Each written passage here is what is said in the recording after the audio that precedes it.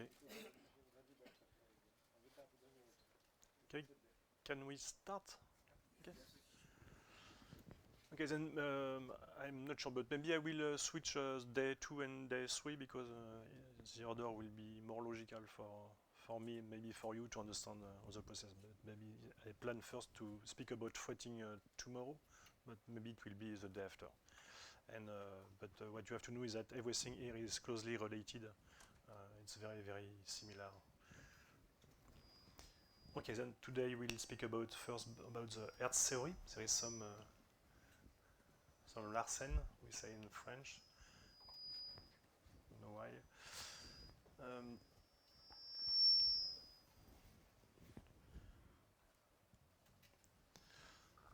and what I will present you today is the Hertz theories, and what you have to keep in mind are first the main assumptions, because this theory gives you the exact analytical solution for many contact problems. However, it depends on the assumptions, and if you are within the domain of validity, the solution is very accurate, more than the finite element method solution. However, when you are far from the assumptions, the solution can be very, very different. And I will give you first the solution for the line contact problem, which is in fact a 2D problem, what we call the contact between two cylinders or a cylinder on a plane. This is the same problem.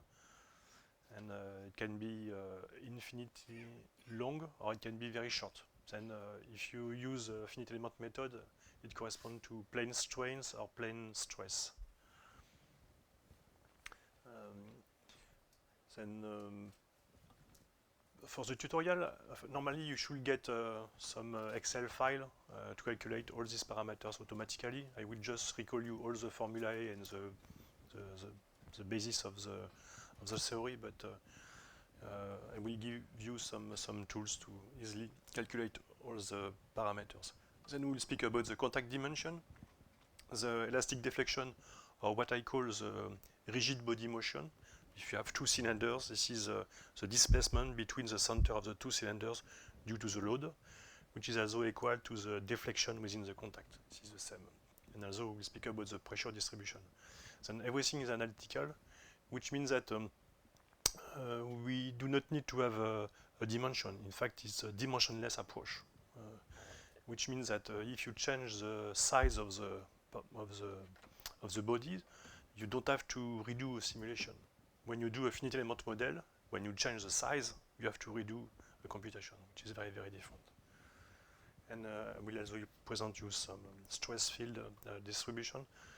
And this is very important to understand where is the maximum stress, at which point. Is it on the surface or is it below the surface? And we'll speak about that. It depends if you are working on plane strain or plane stress first. And also it depends on the friction coefficient, if you have friction coefficient.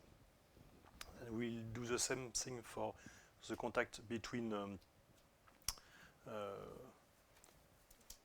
first two cylinders, two spheres, which is then the 3D solution, and then the extension is the contact between two ellipsoids. For two ellipsoids, we do not have an analytical solution because it depends on some integral that can be calculated only numerically. And I will show you some results we can obtain by numerical solution when we are far from the Hertz theory. For example, one of the assumptions is that the surface should be smooth. If they are rough, then the Hertz theory doesn't work anymore. Or if you have plasticity, for example, the Hertz theory doesn't work. Something funny is that Hertz, if you can see the date he wrote his manuscript, it was in 1881. You can calculate the age he had at that time. He was very young. He was only 24 years old. And he provided a treaty with the exact solutions of the problem with a lot of mathematics inside. Everything was correct, exact at the first time, and it was only 24 years old. And after that, he did some other research, for example, on electricity and so on. This is the Hertz that he gave his name to the Hertz unit. Then he was a very, very clever man. Then this is very important. These are the assumptions, the main assumptions. Then what we know very well is that the body should be elastic, homogeneous, and as well as isotropic, which is what we can call ideal materials. It's the same when you do a finite element model. Most of the time, this is the assumptions that you use. Okay. Now, if you have, for example, anisotropic materials, you cannot use Hertz theory. However, it exists some numerical solution for that, following the same principle, in fact, but the development are more complex. Then now there is three important assumptions. The first one is that the contact is frictionless, then there is no friction between the two surfaces. However, if you have some friction, in fact, the Hertz solution is valid. This is just that you can add the effect of shear stress at the surface, but the pressure distribution is the same. There is almost no effect of the friction on the pressure distribution. Surfaces are smooth and continuous, and what we call non-conformal surfaces. In fact, it means that, I don't know if you have some cray. It means that the curvature are opposite. Okay, it's a ball on a flat surface, for example. Now, if you have a shaft on a housing, you have what we call a conformal contact. Then the Hertz solution doesn't work for a conformal contact. I speak about a shaft in a housing. Now, if you consider a ball in a ball bearing, the contact between the ball and the inner ring, it's conformal in one direction and non-conformal in the other direction, because you have a groove, and the groove are about the same diameter as the ball. It's about what we call the curvature. It's 0.52, 0.53. This is very close. However, this is enough to have a correct solution for the Hertz theory. Then, when I say this contact should not be conformal, this is typically the case of a shaft in a housing. The Hertz solution doesn't work because the contact will be very, very large compared to the diameter of the shaft. Typically, you can have a P angle of contact between the shaft and the housing. Okay, then this is some important assumption, but it should not be too confused for you. Now, the most important assumptions is that the materials in contact can be considered as a half space. Then nothing is half space. Everything is finite in the world, but it means in fact that the contact size is small compared to the size of the body. Okay. If I take the same example, a ball in a ball bearing, you can have a ball, for example, 10 millimeter of diameter. Typically, if the largest ellipse contact dimension is less than 1 millimeter, this is correct. I mean, it takes the ratio 1 by 10. You can consider that it is a small, the contact dimensions are small compared to the size of the body. This is why the Hertz theory can be applied to many, many different problems. Gears, cam follower, rolling bearings, etc., as a prosthesis and so on. Because I remember I went in a conference many years ago, and a young PhD student was trying to demonstrate that the Hertz theory was wrong by doing finite element solution. And but if you do a finite element simulation, for example, and if you consider the boundary very close to the contact area, you have some bias due to the boundary conditions which are too close. In fact, you should push the boundary conditions at a distance, when I do that, which is about 40 times the contact size. If you put the boundary at distance, the solution should be the same as the Hertz theory within 1% of error. If now you get closer to the contact dimension, you may have an error of 5-6%. And the last assumption is that he did an approximation about the shape of the sphere or of the cylinder.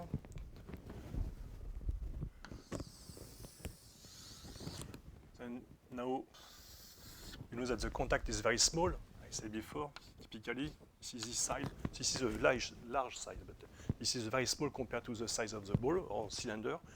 And one of the main assumptions to avoid to manipulate the equation of a circle, which is complicated to integrate. He did the assumption such as you can approximate in the contact area the shape by a parabole. Okay, and then this is simpler to integrate, and this is the correct solution that gives the correct solution. Then these are the solutions for the contact between two cylinders. Then something important is that all the solutions are dimensionless. Then if you have two cylinders in contact, this is equivalent to another cylinder on a flight. Okay? And now if you have two elastic bodies on the left, you may assume that here you have one elastic material and one rigid material. Or you can have a rigid cylinder and elastic half space. You can have both. Typically, this is what I would like to do with you during the tutorial, just to compare the solutions. This is exactly the same. Okay? And you can also do that by finite element method. This is what I do with my student with Abaqus. Very often I do that to show them that everything is equivalent. And when you do the equivalent problem, you have to calculate the equivalent radius or diameter or radius of the cylinder. Then if you take two cylinders of, for example, radius R1, R2 of 20 millimeter, the equivalent problem here is 1 by 20 plus 1 by 20, which means 1 by 10. Then the equivalent problem will be 10 millimeter against a flat surface. Now, if you have also curvature that are opposite, you have to add a minus sign. Okay, when the curvature are, if you have a cylinder here,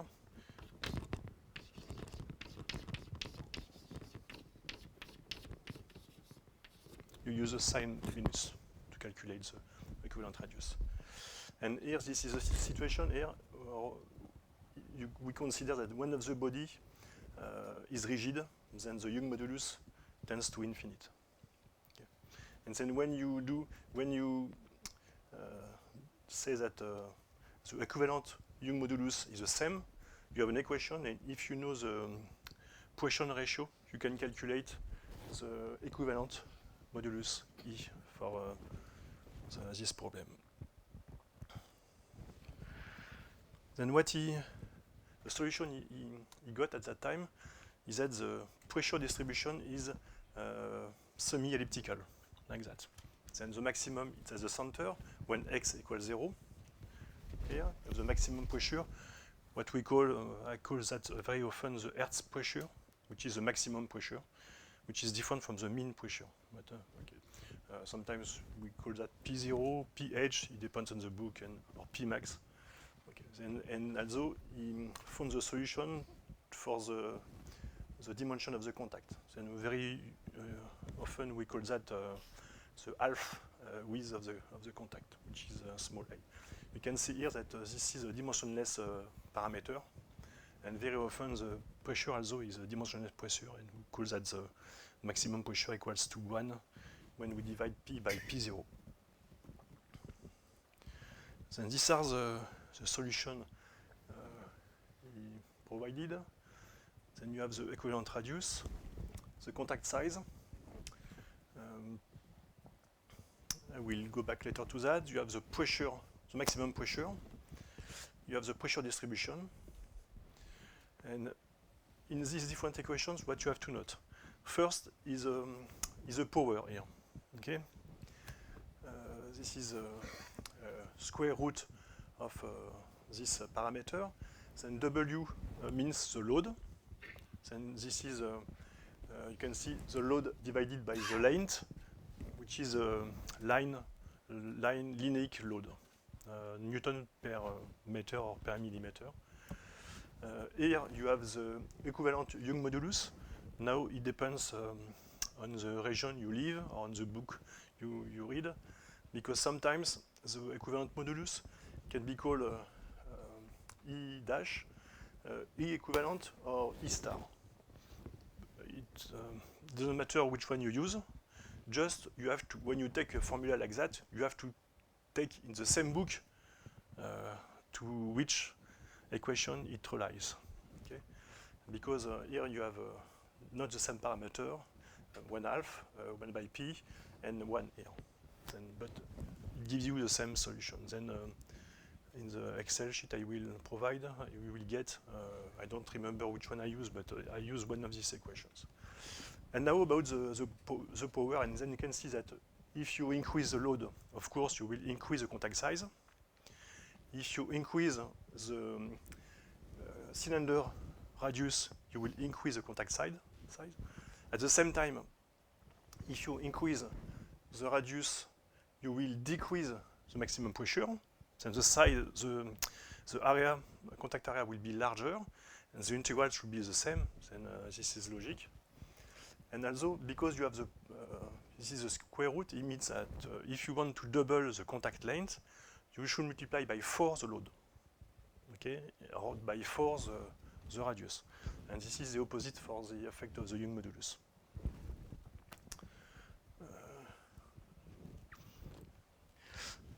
Now here, we do not know the exact solution for the rigid body movement. We don't know if we load 2 cylinders against each other, what is the displacement of the center of the 2 cylinders. This is because this is not known analytically. If you calculate the displacement field, this is what did Hertz at that time. In fact, the displacement varies like a logarithm versus depth, which means that the logarithm doesn't tend to 0 at the infinite. Then you have to decide at which depth the displacement should be nil. And when you do that, you can calculate the rigid body displacement.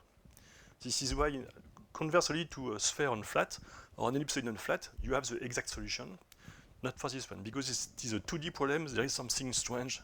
In fact, it means that if you have an infinitely long cylinder, the load is infinite. Then there is something which is tricky with that. This is very, very well known in the literature.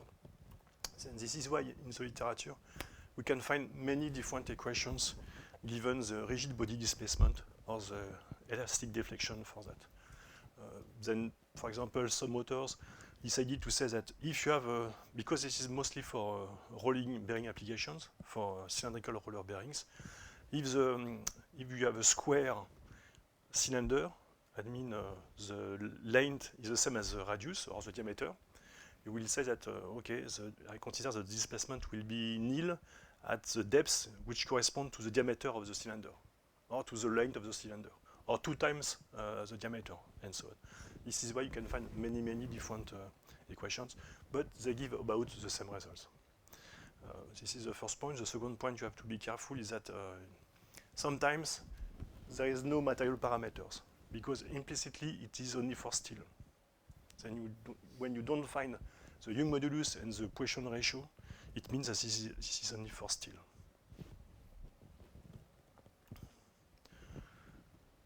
Then this is how you can calculate the stresses within the material. And this is the exact solution. If you have only a normal contact without friction, a frictionless contact, then you can calculate the different stress components with these equations. You can find them in the Johnson book.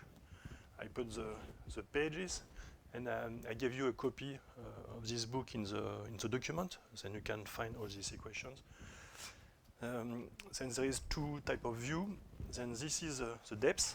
Always we plot the depth in a dimensionless form. I mean the depth is divided by the contact half width, Z divided by A. The same for the contact area. We divide X by A, which means that here you have 1. This is the border of the contact, and you have the pressure like that.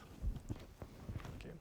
Then the first thing on the right, you have the shear stress, the Tresca shear stress, scission, what we call, and then the first point that you can remark is that the maximum stress is not at the surface; it is below the surface. Okay, and the maximum value is 0.3. Then this is the shear stress, which is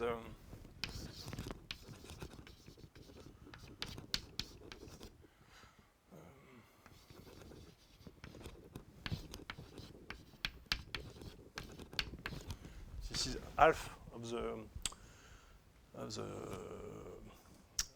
maximum of the difference between the principal stress. Maybe I don't know if you remember the Mohr circle or the Mohr tricycles. Then normally you rank sigma 1 is the biggest. For example, this is an example. Normally you have sigma 1 here, sigma 2 here, sigma 3. Okay. When you plot the Mohr tricycles, this is this one. And then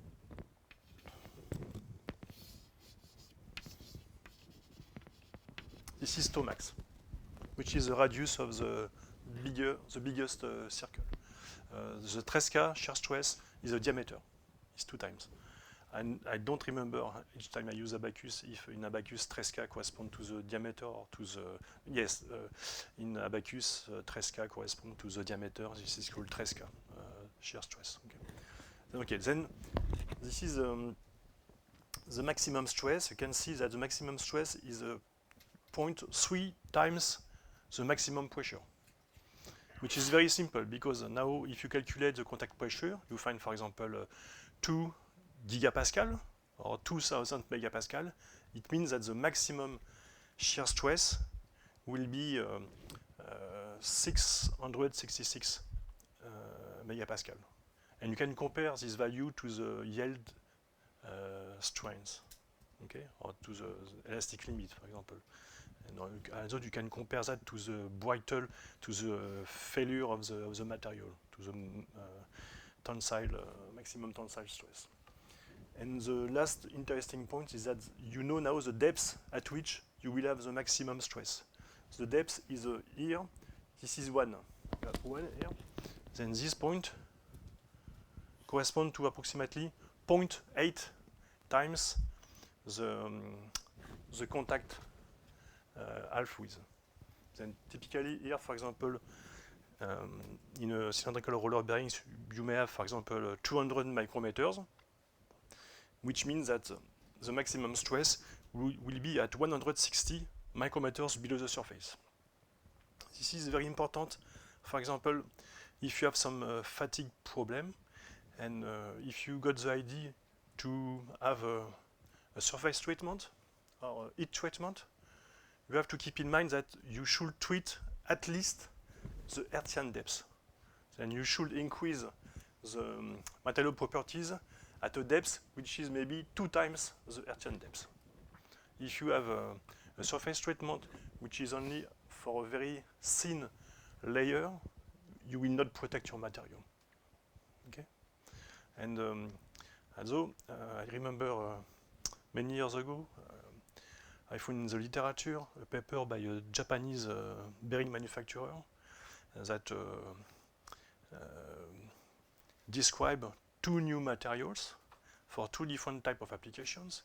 In fact, the idea was that he had application for small bearings and for large bearings, and because typically the depth depends on the size of the bearing, they had 2 types of heat treatment, one for large bearings with a very deep surface treatment. Typically, it means that you keep in the oven more longer the material than for a small bearing. You just have to treat maybe 50 micrometers. Okay, this is the idea. Then everything here is analytical, and this is exact. This is the exact situation. Be careful sometimes, because I took some some figure from the literature, sometimes the axis doesn't correspond from one figure to the other one or in the Excel document. You can find also this picture in the Johnson book. These are different solutions obtained by photoelasticity with birefringent material.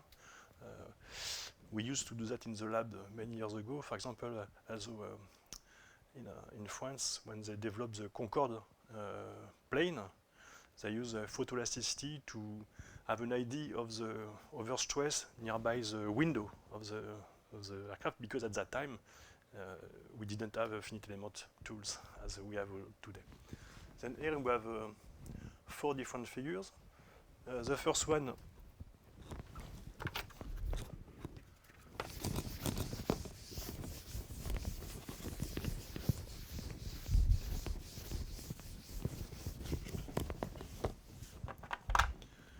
then on the top left you have a point load. You have that.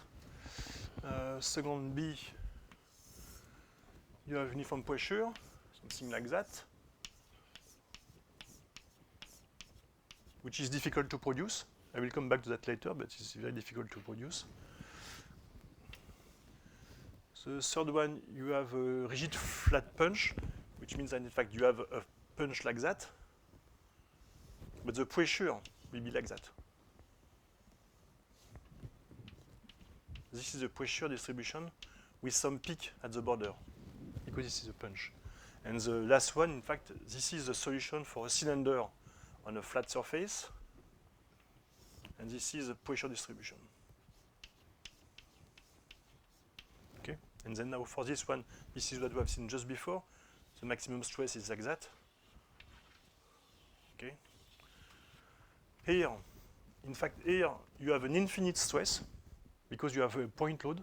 You have to be very careful with that. If you do finite element solution, for example, if you refine the mesh, each time you refine the mesh, you increase the stress, because the integration points will go closer to this point. Then you should never use a point load, except if you don't care about that, you put it very, very far from the contact or from your problem. But this is to avoid that here, the maximum will be here. Then after, far due to the Saint-Venant principle, when you are far from the loading point, you have the same solution. Then after a while, you will have something like that. But here you have a lot of stress concentration. And here you have peak of pressure here. Then you have stress concentration also too. Something like that.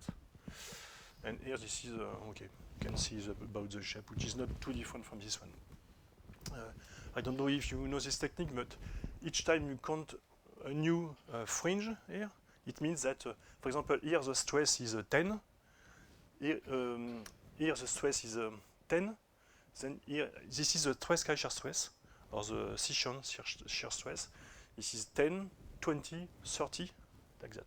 And when you count like that, you can know exactly what is the maximum stress. You can do that experimentally. The problem is that it's only for 2D problem, because you should have something which is of the same thickness. You can do also that for 3D problem, but you have to take a material that you can freeze.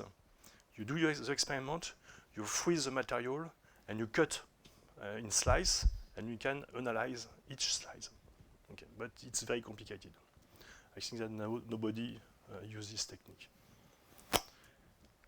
Then now what happens if you have tangential load? Then now we will add, we have this pressure distribution, and this is P. And now we will add the shear stress, which is the friction coefficient times the pressure. Okay? And we assume this is a Coulomb friction coefficient, which is in fact a constant and uniform. Then, if you plot the shear stress, you have the same. For example, not this one.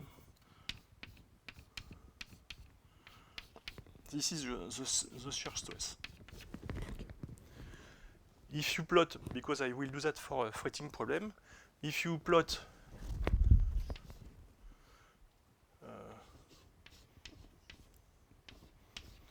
the absolute value of Qx. Why the absolute value? Because you can have a friction in one direction or in the other direction. So you can have two different signs.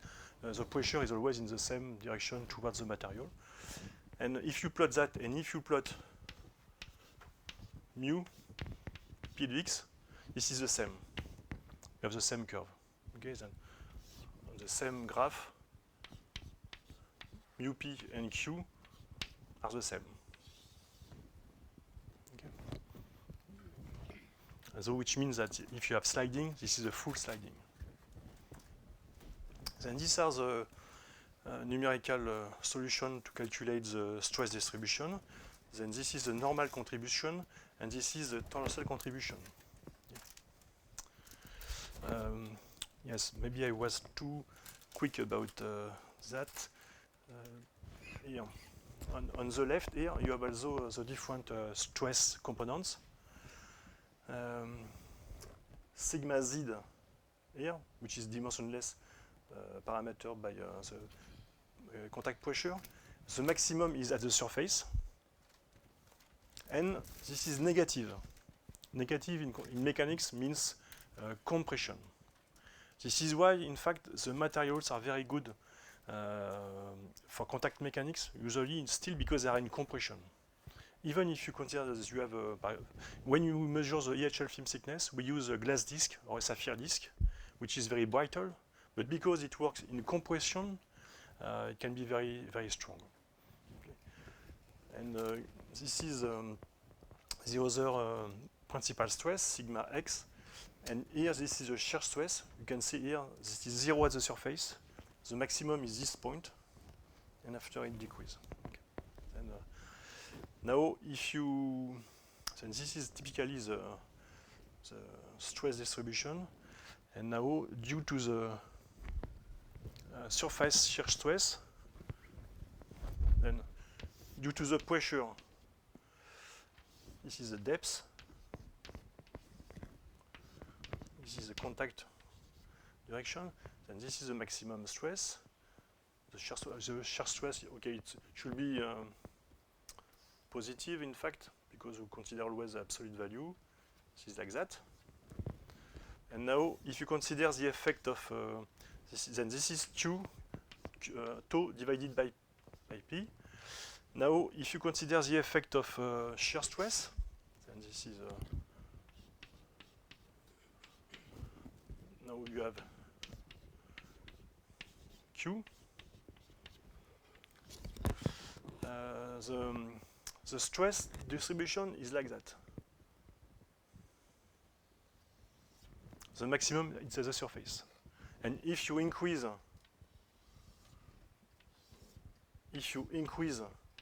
the friction coefficient, you will increase the maximum.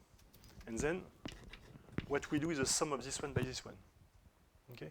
And when you do the sum, when you have a very small friction coefficient, instead of that, we'll have something like that. If, for example, mu equal 0.05, and if you take mu equal 0.5, you have that. Because you make the sum.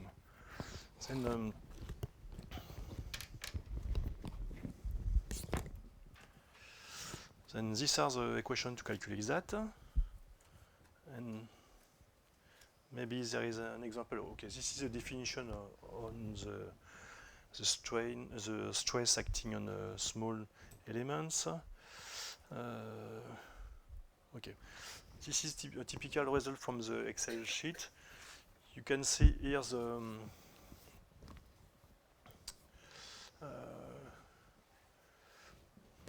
this one. Okay, in red here you have the Tresca shear stress, then the same as we have seen before. The maximum is at depth 0.8 times the contact half width. And you have here the different stress components. Something interesting is the hydrostatic pressure, which is also the mean stress. I don't know if you know this term, but I call that hydrostatic. I don't remember what I put hop, ici.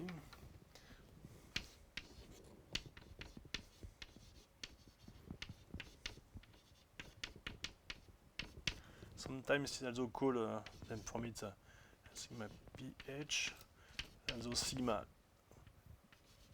m, which is the mean stress.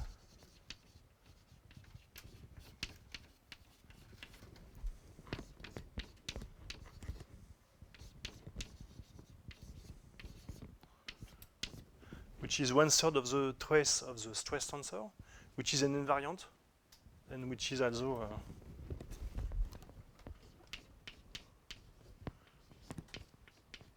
you can take the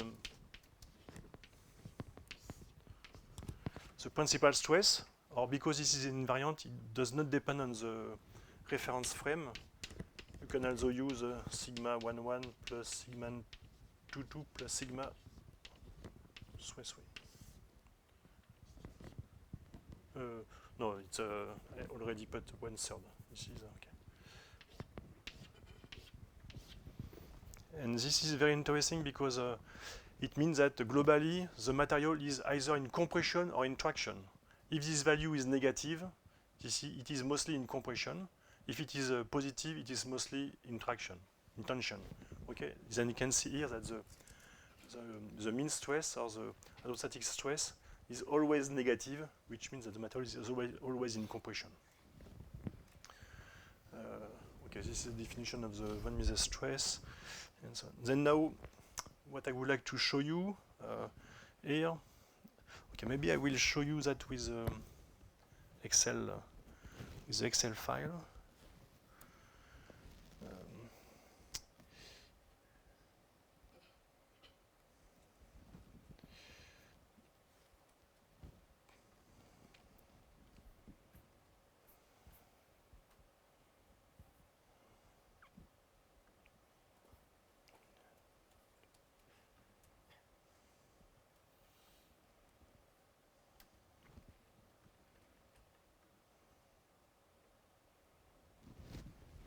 Okay, then this is how to calculate all these parameters with in green you have the input data, okay, length of the cylinder, diameter, and so on, the load, the material properties. Here you have the intermediate parameters, and don't have to take care of that. It's just how to calculate the value, and in pink you have the results. And now, what is the effect of the load?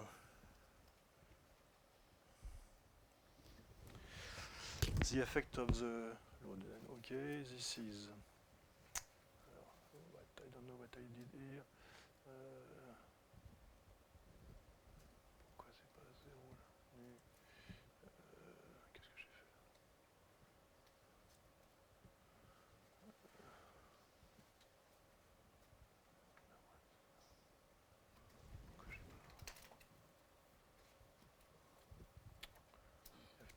Stress normal.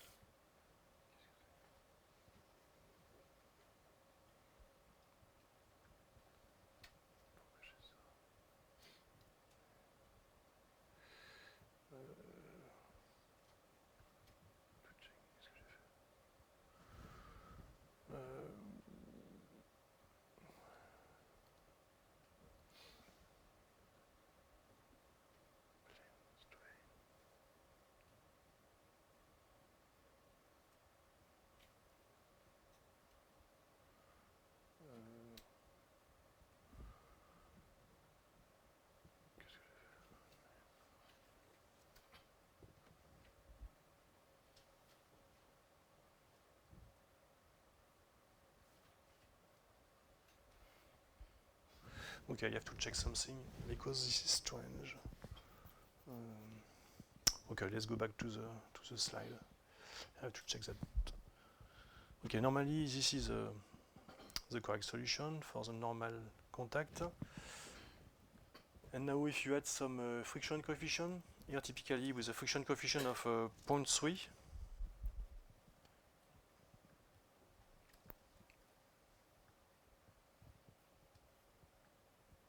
here, up. you can see that now the maximum is at the surface.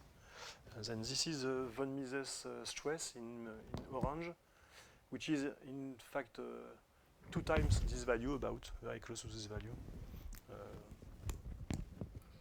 And this time the maximum is at the surface. And typically when the friction coefficient is higher than 0.3, the maximum is always at the surface. When it is lower than 0.3, it is always below the surface. Okay, then this is the same as before. Okay, this is also the plane, the shear stress in the plane, because in the past for rolling contact fatigue, some authors assume that it was the most important parameter, but in fact this is not the most important parameter. And there is a difference of sign. On the left, for example, it should be minus, and on the right it should be positive. Negative on the left, positive on the right. But what is plotted here is absolute value. Okay, then now what is the solution for in the same way we can calculate the solution for the contact between 2 spheres. Then this is very similar. Then we can calculate the equivalent radius with between R1 and R2 the sign which is plus or minus if you have a conformal contact or not. For example, a sphere in a housing can be also conformal contact. Then you have to use a minus inside. Then now the first important difference between that and the cylinder is the power here. The power now is a cubic root, which means that if you want to double the contact radius, you should multiply by 8 the load to double the contact radius. The same for the pressure. If you want to multiply by 2 the maximum pressure, you should multiply by 8 the load, or by 8 the Young modulus, or the same. And for the radius, this is 2 by at the power minus 2 by 3. And the second important difference is now that we know we can calculate analytically the elastic deflection, which is this given by this equation. Again, which depends on the load at the power 2 by 3. Okay, then this is very simple, and you can easily estimate the load that you can use to have this size or this. In fact, a delta corresponds to the displacement of the 2 center of the 2 spheres. Then in the same manner, we can calculate the stress distribution. This is at the surface. Then you have different direction. And you can also calculate the stress below the surface in depth. Okay. Then in the same in the Excel file, there is some plot of the maximum stress at the surface, because this is interesting when you do, for example, indentation test. You can calculate where is the maximum stress, and the maximum stress is at the border of the contact. This is where you have the maximum tensile stress, which is about 10 times the maximum contact pressure. And usually this is where you can observe some circular cracks if you indent ceramics or if you indent glasses, for example, after a certain load. And the last solution now is for 2 ellipsoids in contact each other. This is quite similar, except that we have 2 elliptical integrals to calculate A star and C star. Then you can use a tabulated value, or you can use a Gauss-Legendre integral to calculate this elliptical integral, but they have no exact analytical solution.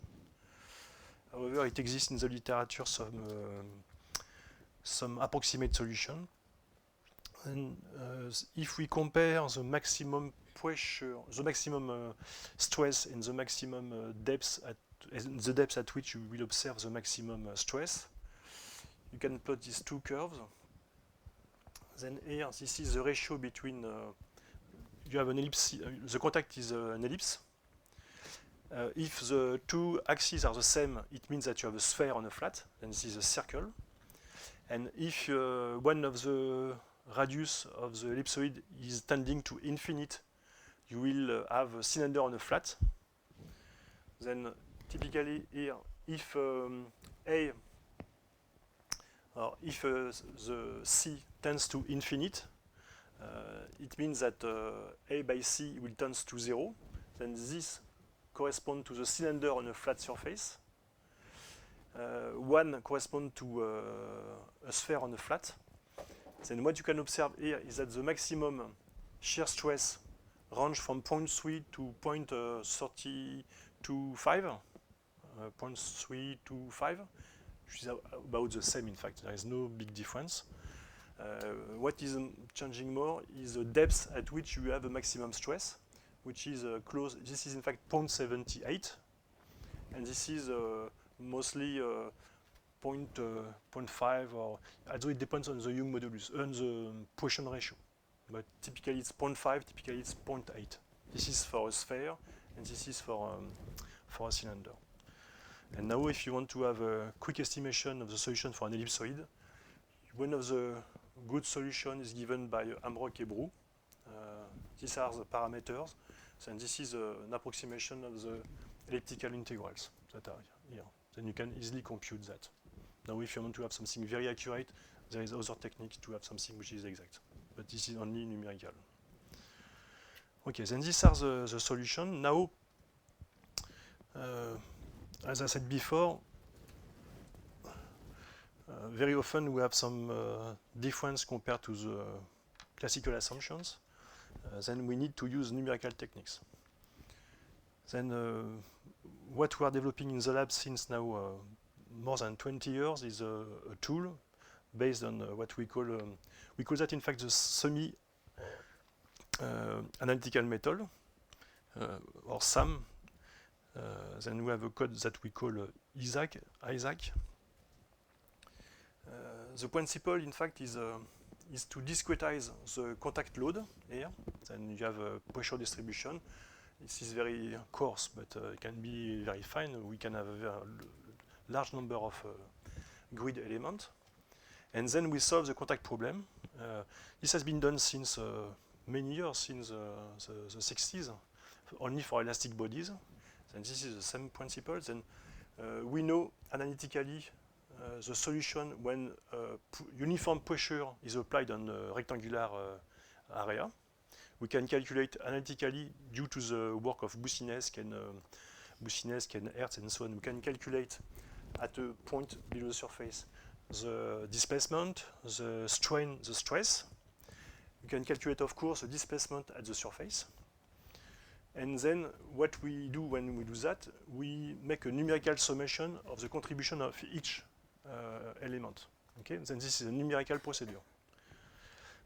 This is in fact very close to what we call the boundary element method. The only difference is that we have some element that are some cubes, and the shape is given. And then we can calculate analytically the solution, the contribution of that.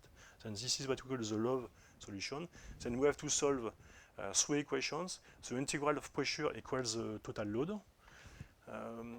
We have to calculate the deformation of the surface, and then within the contact we have a pressure which is not nil, and the gap is nil, and outside the gap is not nil, but the pressure is nil. This is the principle, and you can solve that numerically. It's very, very fast, in fact. Then for that we use a solution of Boussinesq. Then also I gave you the treaty of Boussinesq. It was in 1885. He gave all the analytical solution. This book is written in French, but the equations are the same as everywhere. Ceruti in Italy gave the same type of solution for the effect of a shear stress. This is only for a normal stress. This is for a shear stress. And then to accelerate the computation, in fact, there is 2 schools. There is 3 schools. One without acceleration, such as Calcaire, and some colleagues that are doing that without acceleration.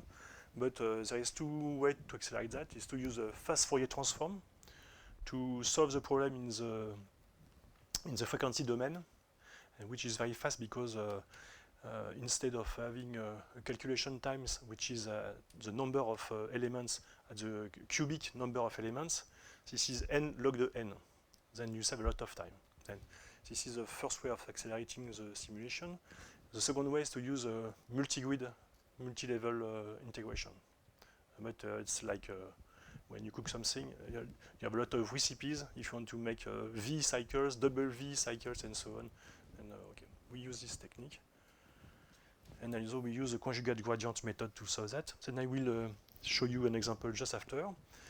Now, something also that you have to know. I did a lot of expertise for companies when they had problems, and maybe 3 or 4 times I had to deal with this problem, this one, which is when you don't take care of the shape of the cylinder. This is a cylinder on a flat surface, for example, for a roller bearing or for a cam follower problem. One of the company making parts for aerospace, one of the engineers decided one day to stop to buy a roller from a bearing manufacturer, but they decided to do themselves the roller. Then they took a large, long bar, they cut the bar in small pieces to make roller. When you do that, you have stress concentration at the border, okay? And then this peak of pressure is very, very high. The life can be 1,000 times shorter than what you expect. This is not what you should do, never. Usually the rollers are always made like that, since 1 century ago. There is in the middle cylindrical part, and there is some radius at the end, with some specific shape at the junction between the two parts. Then all the bearings are made like that. The arrow means high load, small load. Okay. Then here for small load, this is very good. For high load, of course, you can have some small peak of pressure due to the transition between the two regions. Another possibility is to have a spherical roller, but this is not optimum because the maximum pressure will be always larger than here. But you have also some flexibilities for the shaft to avoid, because here this is without misalignment. When you have misalignment, you can have also peak of pressure, very peak of pressure. Then the last example here is what we call the logarithmic profile. This is a theoretical profile to have always a uniform contact pressure. Okay, then this exists. 2 papers were published in the literature in the 80s, something like that, 90s. And this is very interesting because when you want to have a look on these papers, you understand what it is. And even if somebody say you that they have the perfect geometry, a seller typically, they have a perfect geometry, you have to look at the equations. This is the equation for the logarithmic profiles. Then F1, F2 means the diameter correction you have to put on the cylinder. Okay? Then you have to, if the diameter is, for example, 10 millimeter in the center, when you are going far away from the center, you have to diminish the diameter by this value, F1 for one roller, F2 for the other roller. Then this is the equation that considers the material properties. Q here is the load in Newton, L is the length of the roller, then this is the linear load, and this is the correction factor here. And if you can see the correction factor, then X is the distance between the center, then this is 0 at the center, and this is L by 2 at each side.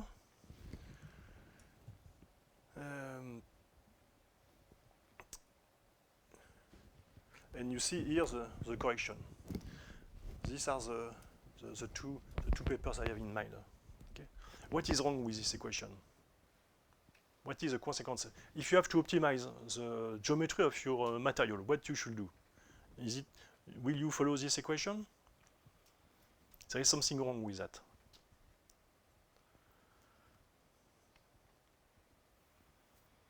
In fact, what is wrong is this value. It means that the correction depends on the load. Then if you change the load, you have to change the correction. Okay? Then you may have a perfect uniform pressure only for one load. If the load is lower, it will be like that. And if the load is higher, it will be maybe I don't know, maybe like that. Anyway, the correction works only for one load. Then This is a good idea, but practically there is no use of that. Only if you have a single load, always the same load for the application. Okay, and just to finish, I would like to show you two things.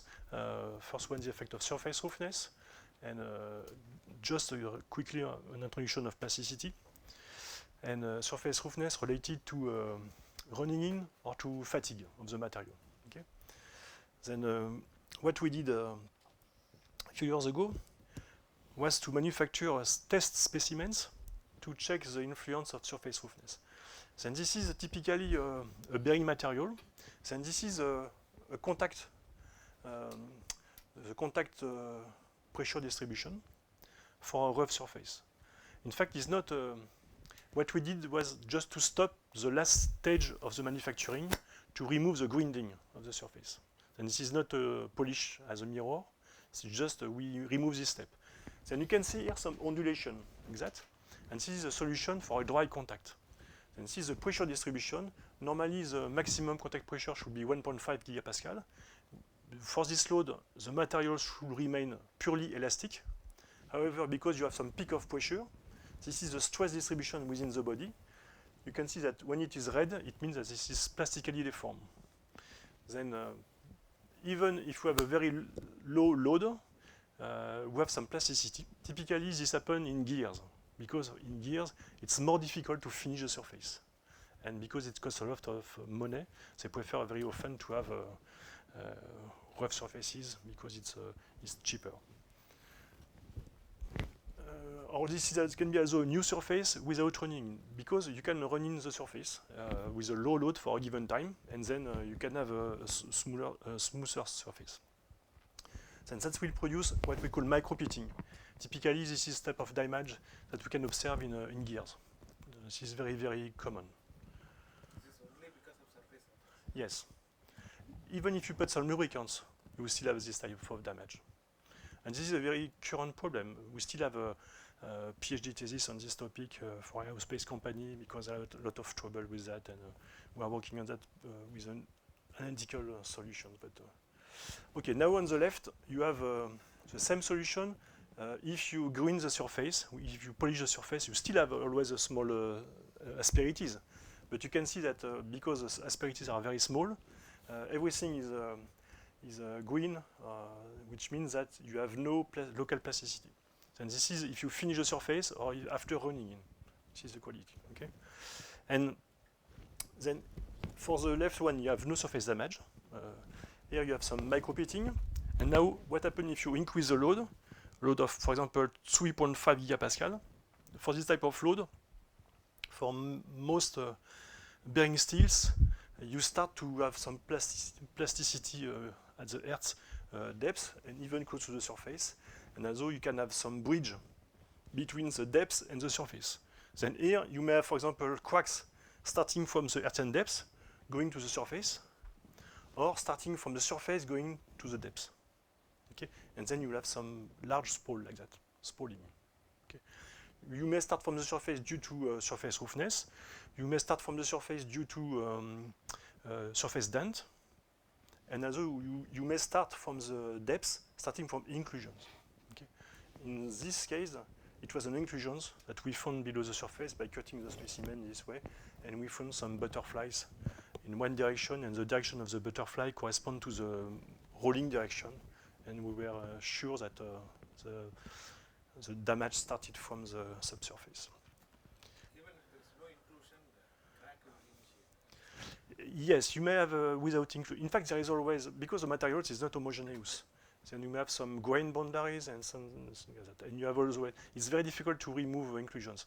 You have, for example, for bearing steels, you have a lot of carbides that are very small carbides, but you can have some damage starting from that. Yeah. Typical value of surface finish in that? On the left is bearing quality, which is RA. It's 0.5 micrometers, the maximum value. And here it should be a few micrometers. Okay. Then for this one is this one.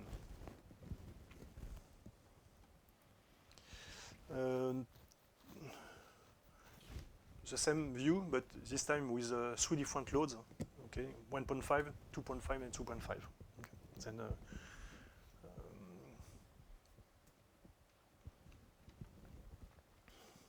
if you have micro pitting, it will.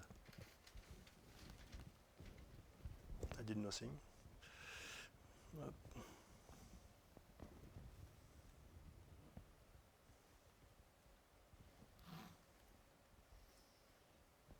You have to disconnect and reconnect.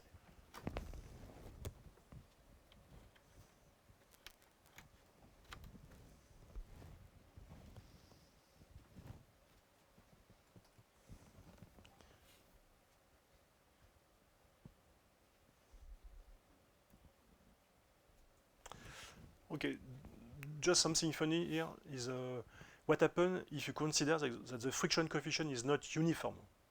Okay, because always we make the assumption that we have a Coulomb friction coefficient.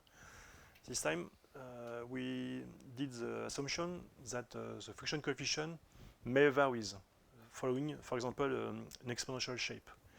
Then on the left, you have something with a uniform friction coefficient of 0.5 of 5%, which is typically the maximum that you can have in a lubricated contact.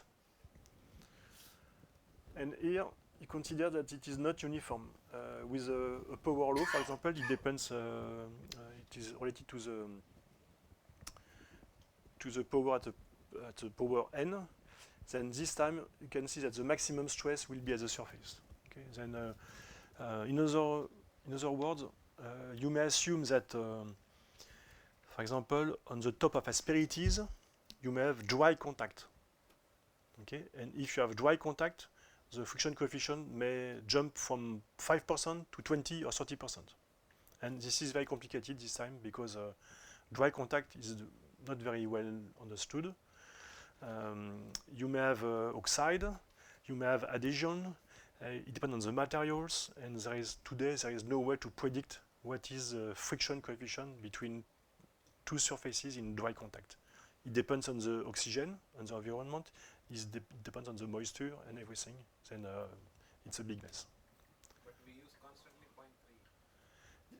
0.3. 0.3 is, for me, when I do simulation for EHL contact, I use 1%, 2%, 3%, or sometimes nothing because there is almost no effect. 0.3 is mostly for a dry contact. But it depends if you have a brake system, if you have a blade on disc system, clutch, you should use mostly 0.6, 0.7, 0.8. 0.3 it's when you don't know, maybe. And you have very often dry contact with a 0.2 friction coefficient. So with respect to micro-pitting that you showed in the previous slide, if you want to protect the surfaces against micro-pitting, what should be the surface finish we should target, the minimum surface finish we should achieve? In fact, it depends on the EHL film thickness. Okay. Then I will speak about that later. Yes, this is what you should have in mind. It's typically this ratio, the ratio of the EHL film thickness over the composite surface roughness.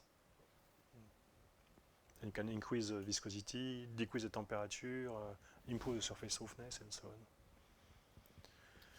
Okay, this is what I just said before, and I will disconnect.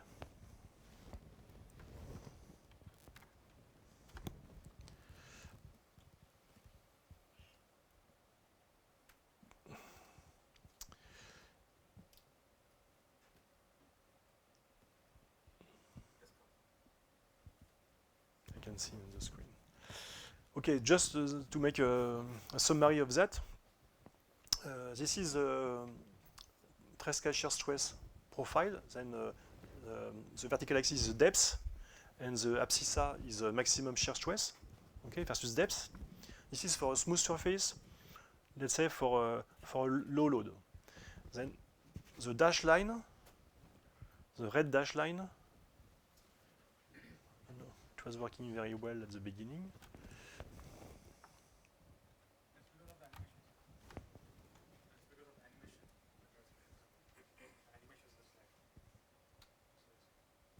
I'm going too fast? It says because of the animation you have. Yes? We had Apple is not Okay, maybe I can use a device with a USB-C and HDMI. No, it will be the same. Again, sir, this will be the same.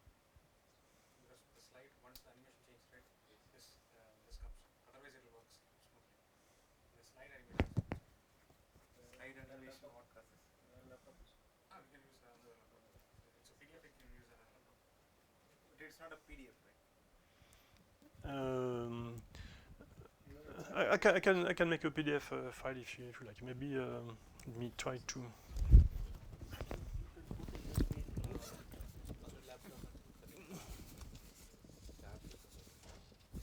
Is it okay if we can connect the other laptop and putting your USB?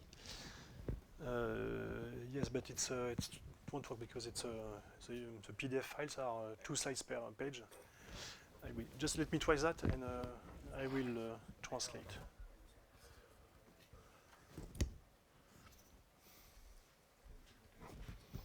It should be the same, but I will try. Sometimes computer are strange. Let's try. No, let me.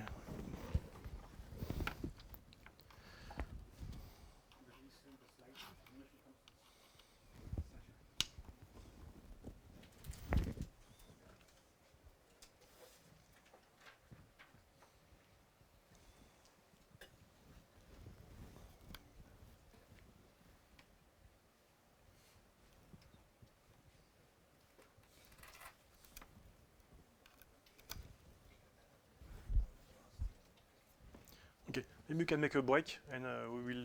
Yes, we'll Yes, yes, Yes, we'll take a break. Let's have a quick Yes. break. Quick break, and we'll come back to find a solution. before 12 we'll come.